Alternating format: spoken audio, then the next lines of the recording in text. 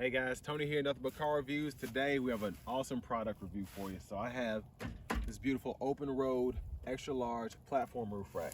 So big shout out to the people over at Openroad for allowing me to review this product for them. I'll leave a link below to the product, as well as there's an installation video that I use to kind of put this together because it doesn't come with instructions, but once you kind of get the hang of it, it's actually pretty simple. And I actually did a few modifications on this that was pretty easy to do just because I screwed up a little bit. So first and foremost, I put this rack together. You basically can use just your hands, and you don't need any special tools or anything. Just you know, you can hand tighten everything for the most part, but you don't need to drill anything in there. You don't have to make any special modifications like putting holes in the roof or anything like that.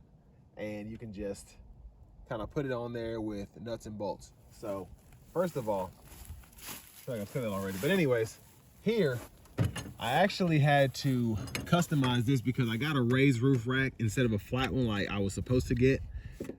But it also allows me to have more room in between the roof rack and the actual roof of the car there. So the cool thing is you get U-clamp connectors. I think that's what these are called, or U-bolt connectors, whatever it is.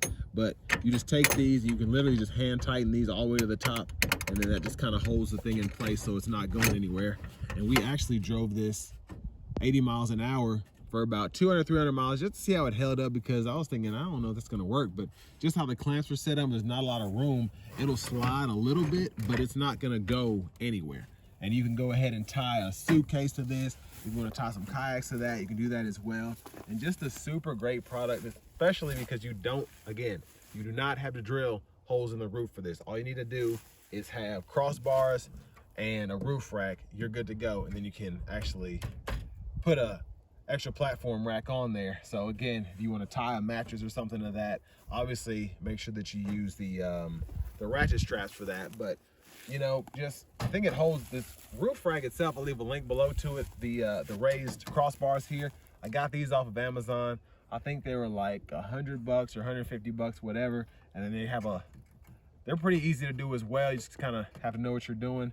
And another cool thing about this rack too is you can actually kind of move it around based on how you want it to be. So again, just a super cool product. I want to give another shout out to Openroad for allowing me to use this. And we're going to have this on the Volvo for years to come. And thank you all again for watching. We'll catch you on the next one.